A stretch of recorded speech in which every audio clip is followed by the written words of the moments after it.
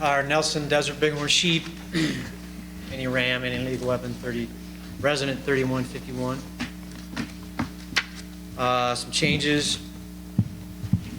We're recommending to combine 045, the Tobins, with the Fish Creek Mountains 153. That herd, through satellite collars, we've shown the rams are moving back and forth between those two units. And it was originated, the 153 small U group did originate from 045. So it really is a we're probably going to continue to see those rams moving back and forth for that rut, and it's primarily to chase ewes starting in early September and all the way through November. And so we feel like it's probably just best to, no matter where those rams are, because they're moving back and forth, is just have a single hunt, combining both. Many of the unit boundary changes that occurred this last winter were indeed done to accommodate changes or future changes in the desert bighorn distributions in Mineral and Esmeralda counties. So again, you'll see the units identified there. So we did, in the footnotes, try to give the applicants what that number was the previous year. It's like 207. What the heck is 207? So we said, well, that's in the footnote. Last year, that was formerly the 205 South, the south end of the Gaps Valley Range. So we're going to try to transition for the next couple of years with trying to give people a sense of what was it before. Same thing with the bears and the specters, Monte Cristos, Silver Peaks. And then moving down into the footnotes, the first footnote where I have some bolded is regards to the Naval Air Station, Unit 181. It's just really a point of clarification, better clarifies that the tag holder, that he has to attend a safety briefing if he's going to hunt portions of the NAS, portions of the Naval Air Station. For the, and really it was realized our next large footnote covers much of the Nevada Test and Training Range concerns. For the North Range is what we call Stonewall Mountain, and the South Range is 280, 281, 82. We're recommending this year, based on some concerns, only in Stonewall Mountain, so we may need to clarify this footnote, that we've been pushing the envelope for actually several years now on several fronts, both in the field and our relationship and the management of that hunt by the Nellis Air Force, DOD. So in the field, it's, as most of us know that have been involved with this hunt, it's a very exciting hunt. There's rams that we may never see, and then all of a sudden they show up because they got literally millions of acres of land that they're running around that's locked off to public access. And then during the season, we get potentially a taste of what's running around out there. It has a huge interest by applicants, but once the applicants are successful, there's a huge outpouring of interest of people helping those hunters out and being a part of that hunting party. And it really has got to the point where we're seeing 10 to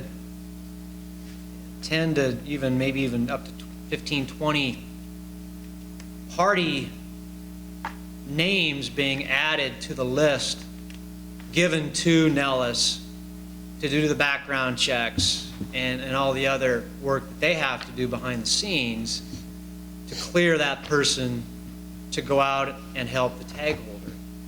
And then during the hunt, it's not uncommon to have 8 to 12 of those identified party members to be out in the field with the hunter. And it's not a large area. They're scattering, and there's been, I think, some frustration from the hunters of this such a large party size in such a small area. It's a 3-week season, not a 4-week season.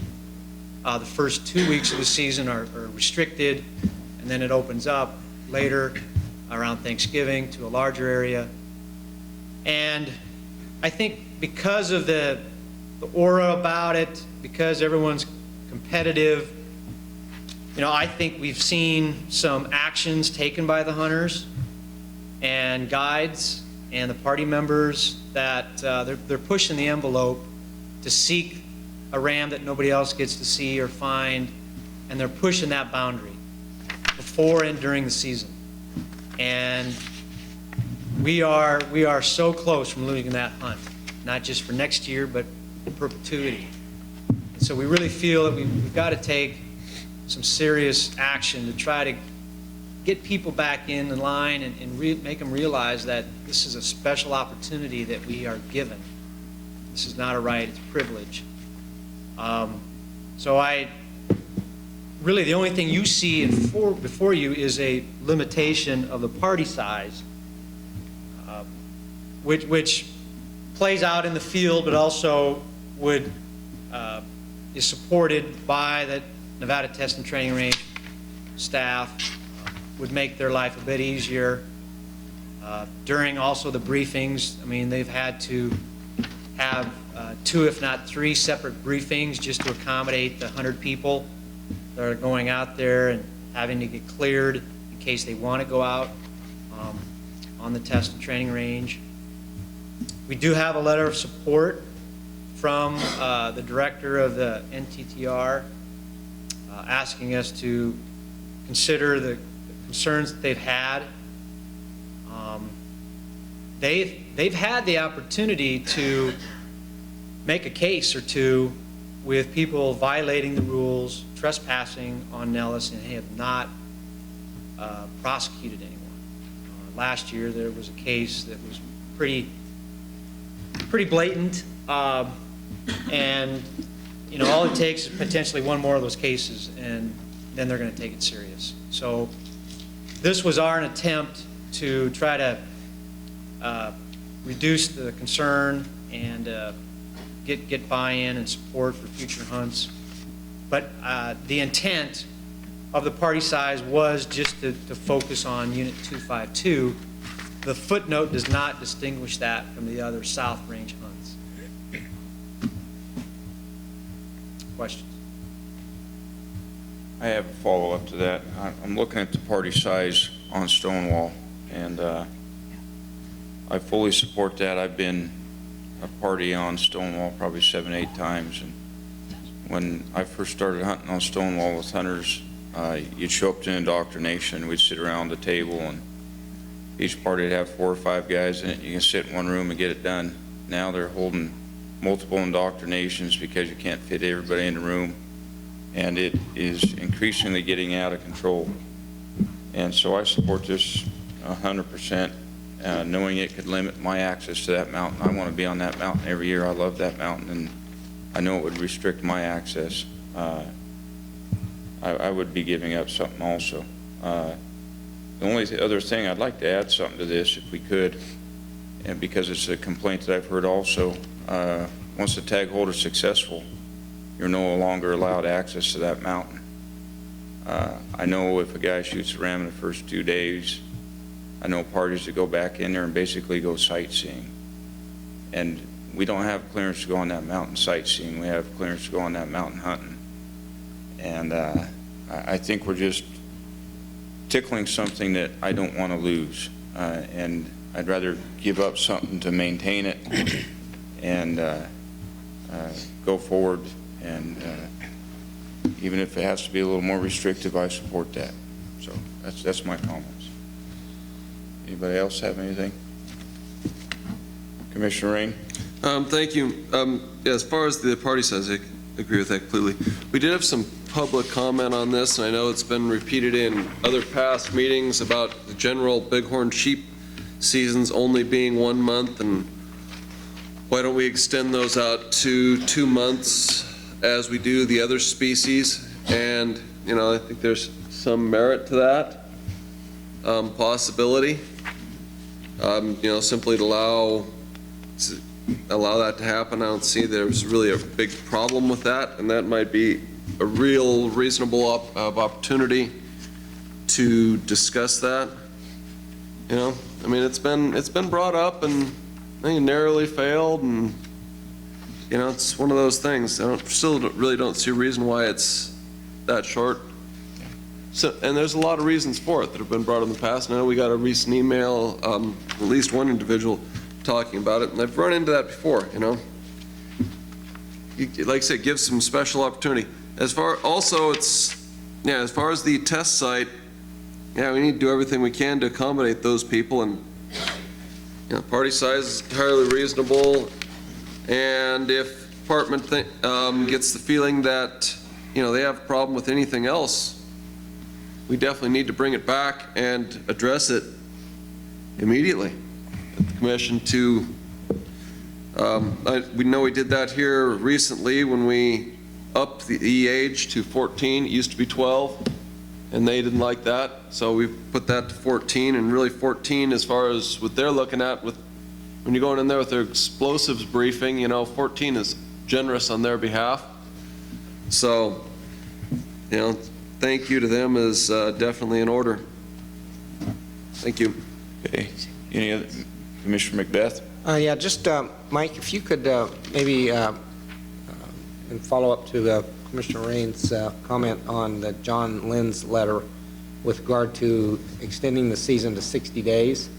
I know we talked about this last year, and I know there was some discussion about maybe some issues with extending it to 60 days. Could you comment specifically with regard to that? The front end, we have a lot of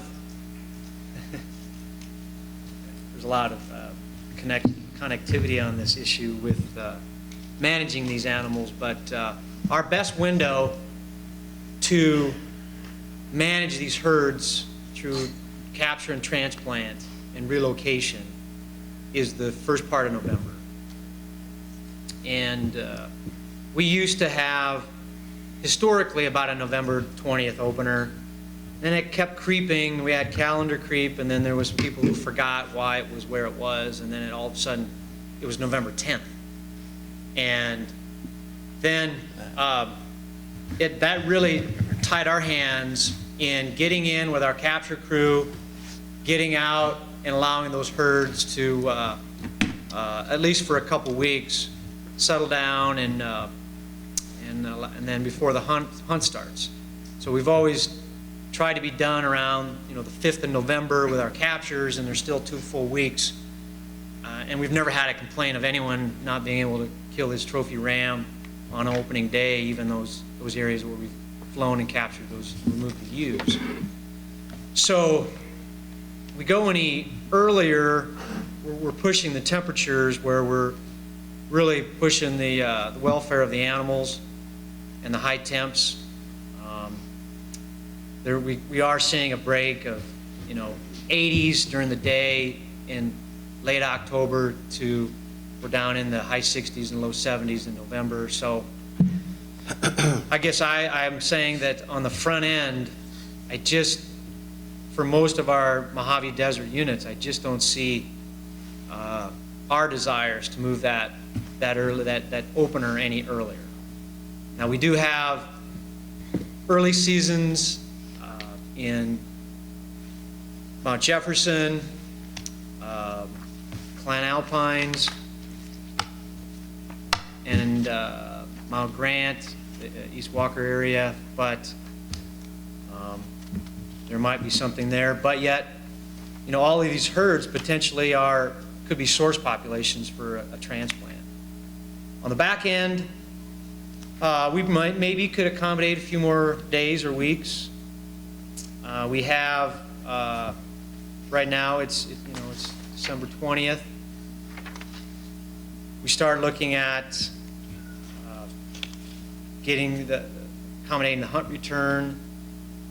Biologically, I guess, not a big concern. Our ewes down on the south are lambing right now. So I guess I wouldn't want to be disturbing them too much past, say January 1. But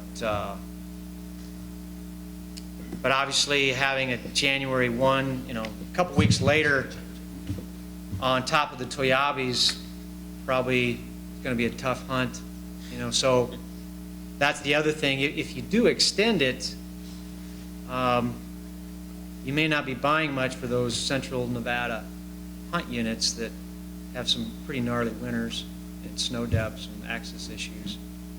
It could accommodate those in Clark County, Southern Nye, parts of Esmeralda, but. Okay, thank you for refreshing my memory. Okay, any other commission comment? Commissioner Drew? I just had a couple of questions and items to bring up, and maybe Clark will bring these up, but at their CAB meeting, they had a couple of questions on the test site restrictions, and I think Mike answered one in that units 280, 281, and 282 don't necessarily need to be wrapped into this new footnote. Correct, and we could identify that as a separate restriction, just the 252. Okay. The other thing that was brought to my attention by Tom Downham, our former field biologist for that unit, is the Nevada Test and Training Range. I guess they are okay with going through the motions and getting people their background check. So they're okay with not a limit on the people that could be identified to go on and hunt, but it would be a hunting party size that we're requesting to be 5, not the total number that they could have on the list. Because it happens every year. You've got some people that on your list that can come hunt early with you, and then there's others that can only hunt around Thanksgiving. So it would be a limit of the party size in the field. Okay, so that answered my second question, or my third question.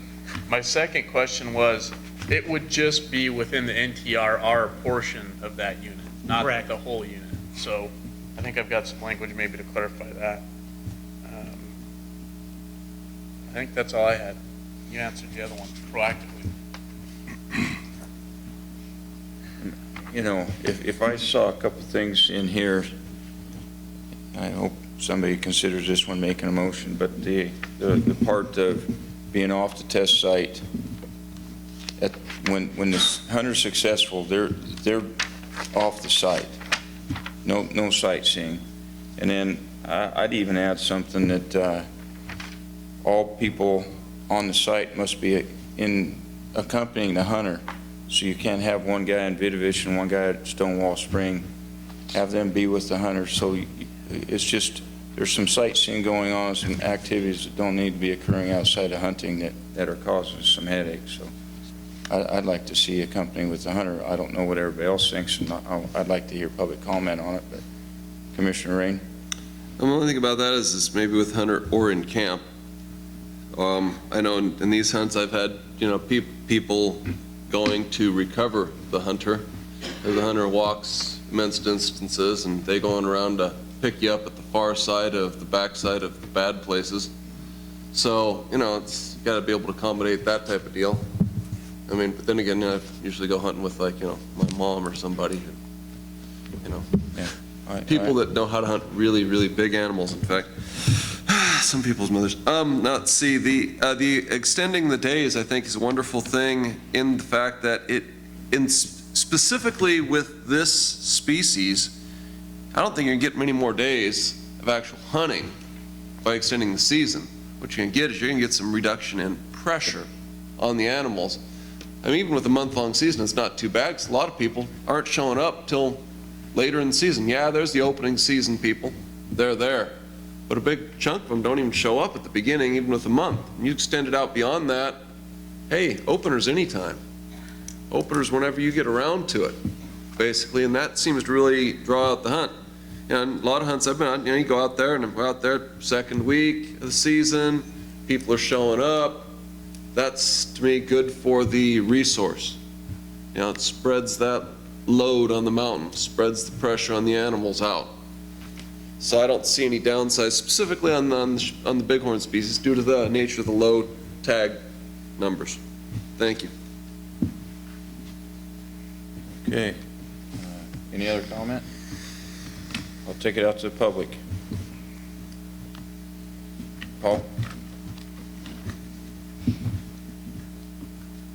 For the record, Paul Dixon, Clark Cab.